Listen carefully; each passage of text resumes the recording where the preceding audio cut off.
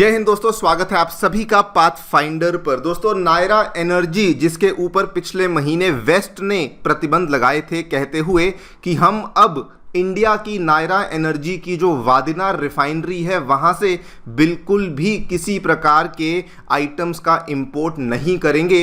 And वो वाले जो सैंक्शंस थे वो 6 महीनों के अंदर लागू होने वाले थे, यानी कि जनवरी के बाद हम लोग ऐसा इंपोर्ट करना बंद कर देंगे। लेकिन दोस्तों, नायरा एनर्जी ने ऑलरेडी हिट बैक करना शुरू कर दिया है in a very very interesting development. बल्कि पिछले 4 सालों में पहली बार ऐसा हुआ है कि नायरा एनर्जी ने जो यूरोप की तरफ जाने वाले जो डीजल कार्गो एक्सपोर्ट्स थे उनको दोस्तों अब यूरोप में ना भेजकर, ध्यान से सुनिएगा, चाइना की तरफ डाइवर्ट करना शुरू कर दिया है। जी हाँ दोस्तों, in a very very interesting and rare development, India अब चाइना को भी डीजल कार्गो के जो एक्सपोर्ट्स हैं वो यहाँ पर करना शुरू कर चुका है। आप लोग यहाँ पे देख सकते हैं, खबर आज मॉर्निंग में ही सामने आई है। टाइम्स ऑफ इंडिया ने कवर किया, फर्स्ट टाइम सिंस 2021 हमारी जो इंडिया की नायरा एनर्जी है, it has shipped diesel cargo to the country of China. यहाँ पर आप देखिए, इवन हमारी डिफेंस मैगजीन्स के द्वारा भी इसको कवर किया जा रहा है। क्लियरली एक बहुत ही बड़ा मूव है जो कि यहाँ पे इंडिया ने लिया है। इसके बारे में तो मैं डिटेल में चर्चा करूंगा ही करूंगा कि कितना यहाँ पे तेल भेजा गया है, ये तेल वैसे कहाँ जाने वाला था, चाइना को क्यों भेजा गया है, एंड कैसे ये नायरा एनर्जी के द्वारा अपनी स्ट्रेटेजिक ऑटोनॉमी को मेंटेन करने के लिए बहुत बड़ा कदम है। लेकिन दोस्तों, this is not the first step जो कि नायरा एनर्जी ने यूरोपियन यूनियन के या वेस्ट के खिलाफ लिया है। पिछले महीने भी अगर आप देखें तो नायरा एनर्जी ने यूरोप को साफ साफ बोल दिया था कि अगर आपको हमसे कोई भी तरह के प्रोडक्ट्स को परचेज करना है तो उन्होंने पेमेंट टर्म्स को चेंज कर दिया था। कहा था कि आपको एडवांस पेमेंट है जो कि यहाँ पर देनी पड़ेगी। यानी कि अभी तक क्या होता था, नायरा एनर्जी तेल भेजती थी, कुछ समय बाद यूरोप की जो कंट्रीज हैं वो पेमेंट करती थी, कोई प्रॉब्लम नहीं थी। लेकिन जब उन्होंने हमारे ऊपर रिस्ट्रिक्शंस लगाना शुरू कर दी तो नायरा ने भी कहा कि ठीक है, अगर आपको रिस्ट्रिक्शंस लगानी है तो पहले एडवांस पेमेंट करिए, तभी हम लोग हमारा किसी प्रकार का भी जो ऑयल प्रोडक्ट है वो आपको भेजेंगे, बिकॉज हम आप पे भरोसा नहीं कर सकते हैं। इस पूरी डेवलपमेंट के बारे में चर्चा करेंगे, क्या एग्जैक्टली देखने को मिला है और इसके मायने क्या हैं, what it means for the strategic autonomy of India, उसको भी समझने का प्रयास करेंगे। आइए शुरू करते हैं मेरे साथ। मेरा नाम है अनिरुद्ध। यदि आप लोग हमें फॉलो करना चाहते हैं, हमारे लेक्चर्स के अपडेट्स को प्राप्त करना चाहते हैं, तो यहाँ पर दिए गए टेलीग्राम चैनल्स के माध्यम से ऐसा कर सकते हैं। दोस्तों, आगे बढ़ने से पहले आप सभी को बताना चाहूँगा कि आपकी यूपीएससी परीक्षा की तैयारी को आसान एंड अफोर्डेबल बनाने के लिए अनअकैडमी ने सभी यूपीएससी से संबंधित रिसोर्सेज को निःशुल्क अवेलेबल करवा दिया है। फिर भले वो मंथली करंट अफेयर्स की मैगजीन्स हों, प्रीवियस ईयर के क्वेश्चंस हों, एनसीईआरटी नोट्स की समरीज हों, प्रीलिम्स के फ्री मॉक टेस्ट हों, इन सभी चीज़ों के जो लिंक्स हैं ये नीचे डिस्क्रिप्शन बॉक्स में दिए गए हैं। कोई भी आपको डाउट है, कोई भी आपको क्वेरी है तो सीधा स्क्रीन पे दिए गए इन फ़ोन नंबर्स पे फ़ोन कर सकते हैं और हमारी जो डेडिकेटेड काउंसलिंग टीम है वो भी आपको असिस्टेंस प्रोवाइड करवा देगी। ऑल राइट, थोड़ा सा आपको बैकग्राउंड बता दूं दोस्तों। 18 जुलाई का वो दिन था जिस दिन यूरोपियन यूनियन ने अपना जो नया पैकेज है उसको यहाँ पे रिवील किया था और इस पर्टिकुलर सैंक्शंस पैकेज में इन्होंने स्पेसिफिकली कैटेगोरिकली इंडिया में फंक्शन करने वाली नायरा एनर्जी की जो गुजरात में लोकेटेड वादिनार रिफाइनरी है इसको यहाँ पे निशाने पे लिया था। इन्होंने इस बार कहा कि अगर वादिनार रिफाइनरी में या फिर किसी भी कंट्री में रशिया से आने वाला कोई क्रूड ऑयल है, उसकी प्रोसेसिंग भी हो रही है और उससे किसी प्रकार का रिफाइंड प्रोडक्ट भी बन रहा है, तो उसको भी अब यूरोपियन यूनियन की किसी भी कंट्री के द्वारा प्रोक्योर नहीं किया जाएगा। और ये वाला जो पर्टिकुलर पैकेज था ये बेसिकली 6 मंथ्स के अंदर ग्रेजुअली इंप्लीमेंट होने वाला था। मतलब कि 18 जुलाई को अगर लाया गया है तो मान लीजिए कि 18 जनवरी तक ये वाला पैकेज धीरे धीरे ग्रेजुअली यहाँ पर इंप्लीमेंट होने वाला था। अब इसमें कोई दो राय नहीं कि जिस दिन से पैकेज को दोस्तों अनाउंस किया था नायरा एनर्जी सफ़र कर रही थी, बिकॉज जब देखिए, जब भी ये ऑयल मार्केट्स में क्या होता है कि बहुत ही एडवांस में बुकिंग्स को किया जाता है, मतलब कि अक्टूबर नवंबर की जो बुकिंग्स हैं उसको ऑलरेडी जुलाई अगस्त में ही कर दिया जाता है। तो नायरा एनर्जी को जो क्रूड शिपमेंट्स थी वो बहुत ही कम देखने को मिल रही थी, मतलब कि यहाँ पर अगस्त 2025 में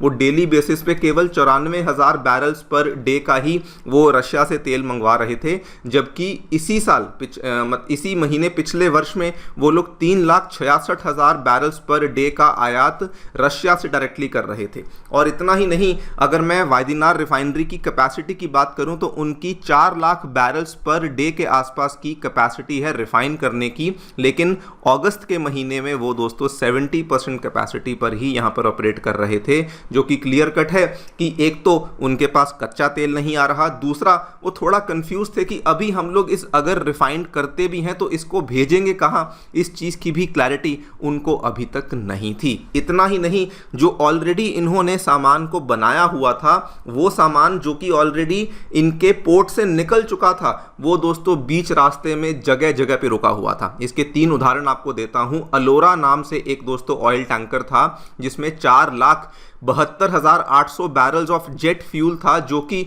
पुर्तगाल में यहां पे जाकर के डिस्चार्ज होने वाला था, लेकिन ईयू के सैंक्शंस की वजह से वो वहां पर अभी भी डिस्चार्ज नहीं हुआ है। सिमिलरली ध्यान से देखिए, ये नंबर 2 वाली जो यहां पे ऑयल टैंकर है एम जेनिथ, इसमें 40,000 टन का डीजल था जो कि दोस्तों स्ट्रेट ऑफ मलक्का में फंसा हुआ था। और ये वाला जो डीजल था ये मलेशिया ने मंगवाया था, मलेशिया में जाकर के इसको यहाँ पर उतारना था। लेकिन हुआ क्या कि ये वाला जो तेल था ये वापस आ गया। अब मलेशिया यहाँ पे क्यों नहीं ले रहा, मे बी शायद वो भी यूरोपियन यूनियन के सैंक्शन से डरा हुआ था, लेकिन ये वाला भी जो तेल था ये दोस्तों वापस आ गया। एंड तीसरा पैसिफिक मार्टिना जिसमें 60,000 टन का जेट फ्यूल था, ये भी गल्फ ऑफ ओमान के पास यहाँ पे रुका हुआ था। इसका कोई भी बायर अभी तक नायरा एनर्जी को नहीं मिला था। लेकिन अब ध्यान से देखिए, इन लास्ट की दोनों ऑयल टैंकर्स को लेकर जो 2 बड़े अपडेट सामने आए हैं दोस्तों। जो ये वाला ऑयल टैंकर था एम जेनिथ जो कि मलेशिया जाने वाला था, वापस आया,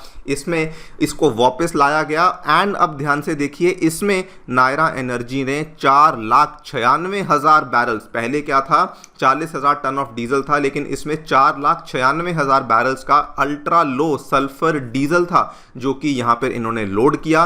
एंड इसको लोड करने के बाद इन्होंने स्ट्रेट ऑफ मलक्का में ही इसको भेजा एंड अल्टीमेटली चाइना के यूसान के इलाके में इसको जाकर के वहाँ पर डिस्चार्ज कर दिया। यानी कि पिछले 4 वर्षों में पहली बार हमें ऐसी डेवलपमेंट देखने को मिली जिसमें कि हमने पहली बार दोस्तों सल्फर डीजल या फिर डीजल कह लीजिए उसको हमने चाइना को यहाँ पर एक्सपोर्ट किया है। This is a very very big development. मैं आपको जेन्युइनली बता रहा हूँ, अभी तक क्या हो रहा था, सारा का सारा हमारा जो डीजल था वो मेनली यूरोपियन यूनियन की मार्केट्स में जाता था या फिर थोड़ा बहुत आप कह लीजिए अफ्रीकन मार्केट्स में जाता था, लेकिन चाइना नहीं गया था।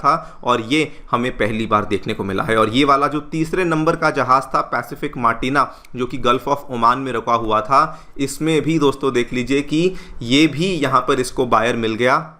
इसके भी 43,000 मेट्रिक टन्स के आसपास का बायर था जो कि ओमान ने खुद ही इसको खरीद लिया। एंड ये भी हमारा वहाँ पे सामान बेसिकली पहुँच चुका है। तो कुल मिला के अगर आप देखें तो येस, नायरा एनर्जी के ऊपर यूरोपियन यूनियन की वजह से नेगेटिव इम्पैक्ट तो आया, लेकिन रेजिलियंस इतनी दिखाई नायरा एनर्जी ने कि ये सब कुछ होने के बावजूद भी हमने दूसरी मार्केट्स को यहाँ पे ढूंढा एंड वहाँ पर हम हमारे एक्सपोर्ट्स को कर रहे हैं। अब इसका क्या मायने हैं? सबसे पहले तो दोस्तों यही मायने मैंने आपको बताया कि डीजल जो है अगर हम चाइना को भेज रहे हैं, ओमान को भेज रहे हैं, क्लियर कट है कि हम नॉन वेस्टर्न मार्केट्स में भी शिफ्टिंग कर सकते हैं। दूसरी बात दिखाता है कि कितनी रिजिलियंस है कि वेस्ट चाहे कुछ भी कर ले, लेकिन इतनी आसानी से नायरा को आप लोग आइसोलेट कर नहीं सकते हैं। एंड ये वाला जो इन्होंने चीज़ करके दिखाई है, ये दिखाता है कि आपके द्वारा लगाए गए जो भी यहाँ पे प्रतिबंध थे वो काफ़ी कम इफेक्टिव हैं। और स्पेसिफिकली चाइना को भेजना इंडिया ने पहली बार दोस्तों ऐसा किया 4 वर्षों में, किसी और को भी भेज सकते थे। ये दिखाया है कि देखिए ईयू जो कि चाइना का मेन कंपेटिटर है, जब हम बात करते हैं ऑयल इंपोर्ट्स की, तो चाइना को भेजकर इंडिया ने ये दिखाया है कि अगर आप नहीं खरीदेंगे तो हम आपके राइवल देश को बेचेंगे। और ये भी चीज़ इस एक सिंगल मूव से, हमने बहुत बड़ा यहाँ पे शिपमेंट नहीं किया, अगर आप उसको आंकड़ों में देखें तो बहुत बड़ा जितना हम यूरोपियन यूनियन को भेजते थे उतना ऑब्वियसली चाइना को नहीं भेजा है, लेकिन ये बहुत बड़ी विन बन जाती है सिंबॉलिकली, जियोपॉलिटिकली। ये दिखाया है कि अगर आप नहीं खरीदेंगे तो हम आपके ही दुश्मन को बेचेंगे, अब आपको जो करना है वो आप लोग यहाँ पे कर सकते हैं। एंड इससे ये भी क्लियर कट है कि इंडिया नई मार्केट्स को एक्सप्लोर कर रहा है। जिस दिन ये प्रतिबंध लगाए गए थे उसके 4 दिन बाद ही नायरा ने बोल दिया था कि अब हम लोग नई मार्केट्स को यहाँ पर एक्सप्लोर करेंगे, हमें इतनी ज़्यादा कोई चिंता वाली बात यहाँ पर नहीं है। एंड दिस इज अगेन कि इंडिया जो है ये बिल्कुल डिफरेंट तरीके से इस चीज़ के साथ डील कर रहा है। इसके पहले नायरा एनर्जी ने पेमेंट टर्म्स को ट्वीक कर दिया था कि अगर आपको हमसे सामान चाहिए तो आपको बेसिकली एडवांस पेमेंट करनी होगी। अब हम आपको पहले सामान और बाद में पेमेंट ऐसा नहीं चलेगा, पहले पैसे देंगे तभी जाके आपको सामान देंगे।